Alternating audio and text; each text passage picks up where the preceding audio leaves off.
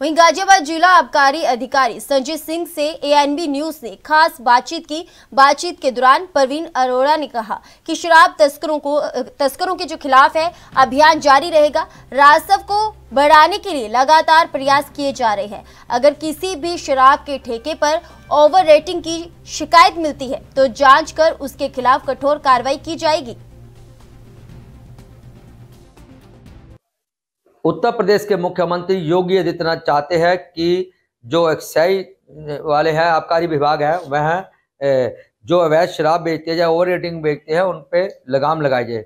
इस वक्त हमारे संग संजय सिंह जी है, जो आबकारी जिला गाजियाबाद, अभी नए, लगभग इनको 1 महीना हुआ है इन्होंने चार्ज लिया। और इनका साफ इनसे जानते हैं कि सर, आपने यहाँ पे कुर्सी पे चार्ज लिया है गाजियाबाद में, आप विभिन्न जिलों में रह के आए हो, तो आपका विजन रहेगा कि जिससे कि सरकार में इसका जो खजाना है बढ़ता रहे, और क्या आपका विजन रहेगा जो ओवर रेटिंग करते हैं वो लोग ना कर पाए, ऐसे जो छवि खराब कर रहे हैं, ऐसे जो ठेकेदारों उनके खिलाफ क्या रणनीति रहेगी सर?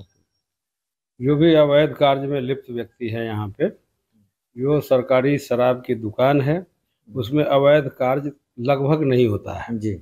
यदि कोई क्षुद्रतावश, लोभवश या किसी ग्राहक के दबाववश में आकर के कुछ उससे गलतियां होती हैं, उसके लिए व्यवहारिक रूप से हमारे यहाँ ब्रीच का प्रावधान है जी। जुर्माना किया जाता है, दंडित किया जाता है। उसमें अधिकतम जुर्माना 75,000 रुपये तक का है। यदि कोई सेल्समैन ओवर रेटिंग करता हुआ पाया जाता है और तथ्य सही होता है तो उसको हम लोग अधिकतम सजा देते हैं। 75,000 की तो उसकी अर्थदंड देते हैं पहली दफा जी सर, दूसरी दफा 1.5 लाख और तीसरी दफा पकड़ा जाए तो दुकान खत्म, उसको निरस्त कर दिया जाता है। और सेल्समैन को हम लोग कठोर सजा देते हुए जेल भेज देते हैं जी सर। तो ये तो हमारे दुकान के अंदर की बात हो गई जी सर। दुकान के बाहर यदि किसी प्रकार की अवैध गतिविधियां हैं तो इसके लिए निरंतर 24 घंटे हम लोग विजिल हैं और संदिग्ध स्थानों पर दबिश की कार्रवाई करते हैं। ऐसा प्रतिदिन मेरे यहाँ चलता है। होली के समय कुछ अभियान और तेज कर देते हैं, लेकिन मेरा व्यक्तिगत मानना है कि होली जैसी ही सघनता हमारे यहाँ 365 दिन हम रखते हैं, मेरा पर्सनल मानना है। तो किसी भी प्रकार की अवैध गतिविधियाँ, खास करके बाहर की शराब गाजियाबाद क्षेत्र में 1 पौवा नहीं बिकेगा, ये मेरी गारंटी है। इसके लिए मैं एकदम हर संभव तत्पर हूँ, इसमें किसी प्रकार की कोताही नहीं होगी। दूसरा सवाल कि जैसे कि अब चुनाव आ रहे हैं सर, यहाँ से जो हरियाणा से शराब आती है, बाहर जाती है, बिहार जाती है, क्योंकि ये दिल्ली सटा हुआ गाजियाबाद है सर, इसी रोड पे जाती है सर, तो आप उन अपराधियों को पकड़ने के लिए और ना कर उनके लिए क्या रणनीति है सर? हाँ, उसके लिए जो है हमारे विभाग में 2 चेक पोस्ट पहले से बना दिए गए हैं चुनाव को देखते हुए।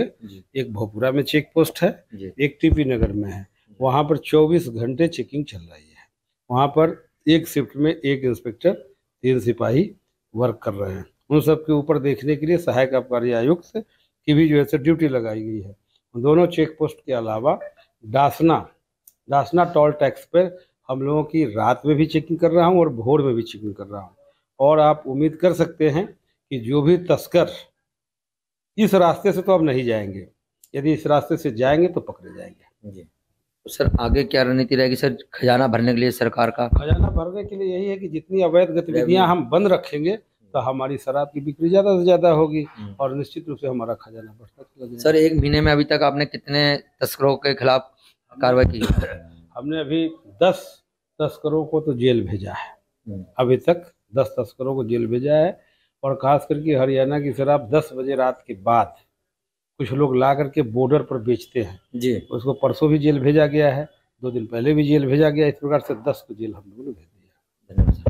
ये थे जिला आबकारी अधिकारी, इनका साफ तौर पे कहना है जो शराब तस्करी कर रहे हैं उनके खिलाफ कठोर कार्रवाई होगी और लगातार हमारी यह कार्रवाई और छापेमारी चल रही है।